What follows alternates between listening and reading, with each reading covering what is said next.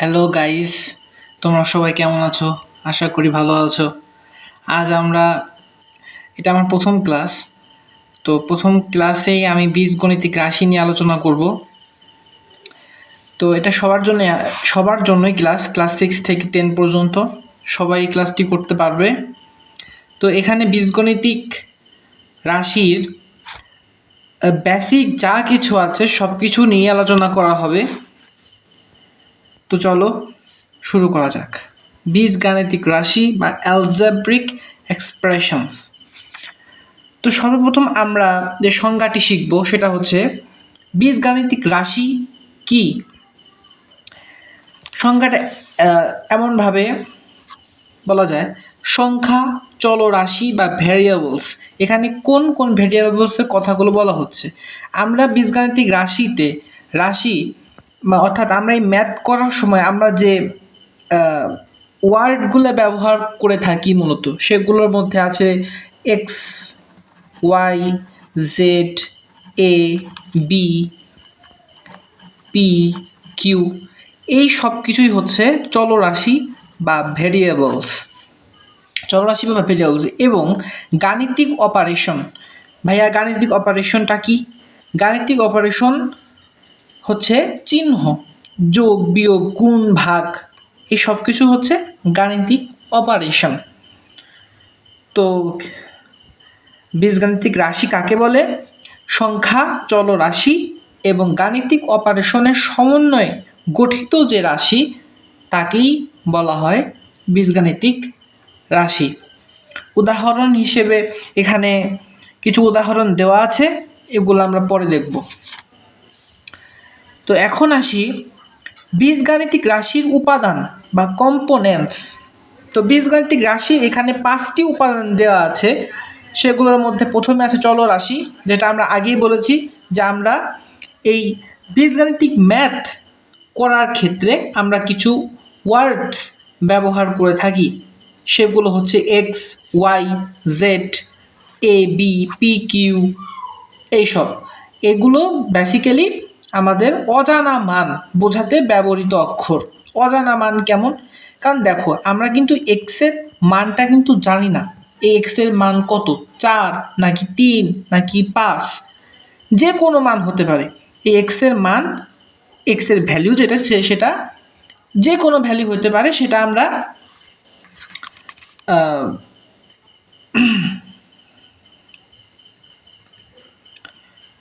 তো 2 নাম্বার আছে ধ্রুবক। তো ধ্রুবকটা হচ্ছে কিন্তু তোমার অজানা মান না, একটা জানা মান। অর্থাৎ নির্দিষ্ট একটা সংখ্যা, 5, 6, 7, 1, 2, এটা হচ্ছে নির্দিষ্ট একটা সংখ্যা। এটা তোমার চলরাশির মতো অজানা মান না, যে কোনো একটা মান হইতে পারে। 5 মানে 5ই, 6 মানে 6ই, 7 মানে 7ই, এমন। এরপর আছে সহগ। চলরাশির সাথে গুণিত সংখ্যা, অর্থাৎ চলরাশি যেমন এক্স, ওয়াই, জেড, এগুলোর সাথে কিছু সংখ্যা গুণ আকারে থাকবে, কিছু সংখ্যা গুণ আকারে থাকবে, সেটা হচ্ছে সহগ। এই বিষয়ে আমরা বিস্তারিত সামনে আলোচনা করব। তো 4 আছে পদ বা টার্মস, অপারেশন দ্বারা আলাদা সংখ্যা। তো আগে আমরা শিখেছি অপারেশন মানেটা কি। অপারেশন হচ্ছে চিহ্ন, যোগ, বিয়োগ, গুণ, ভাগ, এসব হচ্ছে অপারেশন। তো অপারেশন দ্বারা আলাদা সংখ্যা, সে সব কিছুই হচ্ছে পদ। আমরা এটাও সামনে ভালোভাবে আলোচনা করবে বিষয়। সূচক, সূচক হতে চলরাশির উপর পাওয়ার। অর্থাৎ যেমন দেখো, এখানে চলরাশি দেওয়া আছে এক্স। তো এক্সের উপরে, এক্সের ঘাড়ে একটা পাওয়ার দেওয়া আছে, অর্থাৎ 2। এই 2টা হচ্ছে এই চলরাশি অর্থাৎ এক্সের পাওয়ার। এটাকে পাওয়ার বলে, অনেকে সূচক বলে, ঘাত বলে। তো এই 2টা হচ্ছে সূচক বা পাওয়ার। তো ঠিক আছে ভাইয়া, আমরা আলোচনা করব সহগ নিয়ে। সহগ, তো আমরা এখানে দেখো সহগ এর সংজ্ঞা কি পড়েছি, যে চলরাশির সাথে গুণিত সংখ্যা। তো আমরা আগে কয়েকটা চলরাশি শিখব। চলরাশি এখানে ধরলাম আমরা এক্স, এক্স একটা চলরাশি, রাইট? তো চলরাশির সাথে গুণিত একটা সংখ্যা, গুণিত অর্থাৎ এর সাথে কিন্তু বাম পাশে, ডান পাশে না, বাম পাশে ধরলাম এখানে 2। তো এইখানে চলরাশি এক্স এর সাথে 2 কি আকারে আছে? গুণ আকারে আছে। এখন ভাই অনেকে বলবে তাহলে আমি যদি এটাকে 2 গুণ এক্স আকারে লিখি তাহলে কি সমস্যা আছে? বলবো হ্যাঁ ভাইয়া সমস্যা আছে। আমরা বীজগাণিতিক রাশির ক্ষেত্রে আমরা এইভাবে গুণ লিখে থাকি না, আমরা গুণটা এইভাবে লিখি 2x। এখানে কিছুই নাই, মাঝখানে কিছুই নাই, এর মানে এখানে গুণ চিহ্ন আছে, এর মানে এখানে গুণ চিহ্ন আছে। তাহলে 2x, এইখানে এক্সটা হচ্ছে আমাদের চলরাশি বা চলক, আর এখানে 2টা কি? যেটা আমাদের চলকের সাথে গুণ আকারে আছে বা গুণিত অবস্থায় আছে সেটা হচ্ছে সহগ। এটা যে শুধুমাত্রই আমাদের ধ্রুব সংখ্যা হবে এমন না, এটা অনেক সময় ax এমন আকার থাকতে পারে, অনেক সময় আমাদের pq এমন আকার থাকতে পারে। যদি আমি তোমাকে বলি যে এখানে q হচ্ছে চলক, এখানে q হচ্ছে চলক, তাহলে এই কিউ এর সহগ কোনটি?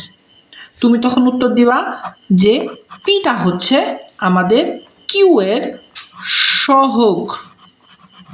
সহগ বুঝতে পারছি ভাইয়া? একইভাবে আমি যদি তোমাকে বলি যে এখানে এক্সটা হচ্ছে আমাদের চলক বা চলরাশি, তাহলে আমাদের এক্স এর সহগ কোনটি? তাহলে তুমি উত্তর দিও ভাইয়া যে এটি হচ্ছে এক্স এর সহগ।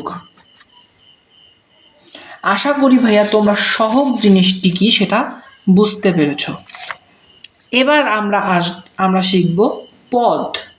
পদ দেখো, আমরা এখানে পদের যে সংজ্ঞাটা দিয়েছিলাম সেখানে কি বলা ছিল যে অপারেশন দ্বারা আলাদা অংশ, আলাদা অংশ। আমি যদি এখানে একটা বীজগাণিতিক রাশি লিখি 3x + 2y, এটা একটা বীজগাণিতিক রাশি, তাহলে এই বীজগাণিতিক রাশিতে পদ জিনিসটা কি আমরা দেখব। দেখো এখানে সংজ্ঞানুযায়ী অপারেশন দ্বারা আলাদা সংখ্যা, তো এখানে অপারেশন তো একটাই আছে, প্লাস প্লাস একটা অপারেশন। তো এই অপারেশনটা অর্থাৎ প্লাস, এই প্লাস চিহ্ন দিয়ে কয়টি সংখ্যাকে যোগ করা হয়েছে? 2টিকে না? এই একটা, এই একটা, অর্থাৎ চিহ্ন দ্বারা আলাদা সংখ্যাগুলোই হচ্ছে তোমার পদ। এখানে 3x একটি পদ, এখানে 2y একটি পদ। বুঝতে পেরেছো ভাইয়া? পদ বিভিন্ন প্রকার হইতে পারে, যেমন একপদী পদ হইতে পারে, দ্বিপদীয় হইতে পারে, আবার বহুপদীয় হইতে পারে। বীজগাণিতিক রাশি বিভিন্ন পদের হইতে পারে, যেমন 3x, শুধুমাত্র 3x এইটা একটা পদ, একটা পদ। 2y এইটা একটা পদ, একটা পদ। এখানে যোগ চিহ্ন বা বিয়োগ চিহ্ন বা গুণ চিহ্ন দিয়ে আর কিছু তোমার অ্যাড করা হয় নাই, দ্যাটস ওয়াই এখানে শুধুমাত্র একটা পদই আছে। কিন্তু আমি যদি এর সাথে আরেকটা সংখ্যা যোগ করে দিই, মানে আরেকটা পদ যোগ করে দিই, তাহলে এখানে কয়টা পদ হইল? এই একটা পদ, এই একটা পদ, 2টা পদ। তখন এইটা হবে হচ্ছে দ্বিপদী বীজগাণিতিক রাশি। এখন আমরা শিখব হচ্ছে সূচক। তো সূচককে আমরা পাওয়ার হিসেবেও জানি, আবার অনেকে ঘাতও বলে, ঘাত। যেমন আমি যদি এখানে একটি চলক লিখি বা চলরাশি লিখি, চলরাশি বিভিন্ন প্রকার হতে পারে, এক্স ওয়াই জেড, আগেই বলেছি। তো এখানে আমি এক্স একটি চলরাশি নিলাম, এখন এর ঘাড়ে আমি যে সংখ্যাটাই বসাবো সেটা হইতে পারে 2, 3, যেটাই বসাই না কেন সেটা হচ্ছে এর ঘাত বা পাওয়ার বা তোমার সূচক। তো এখানে আমি যে তোমার এক্সের ঘাড়ে 2 দিলাম, এর মানে কি? এর মানে হচ্ছে এখানে এক্স দুটা আছে, দুইটা। এইটাকে যদি আমি ভেঙে লিখি তাহলে এখানে এক্স গুণন এক্স এইভাবে লেখা যায়। একইভাবে আমি যদি এক্সের পাওয়ার যদি আমি 3 দিই তাহলে এর মানে কি? এর মানে বোঝায় যে এখানে এক্স আছে তিনটি এক্স এখানে গুণ আকারে আছে, এক্স গুণন এক্স গুণন এক্স। একইভাবে আমি যদি এক্সের পাওয়ার এখানে 4 দিই, এর মানে হচ্ছে এখানে 4টি এক্স পরস্পর গুণ আকারে আছে, x into x into x into x, 1 2 3 4।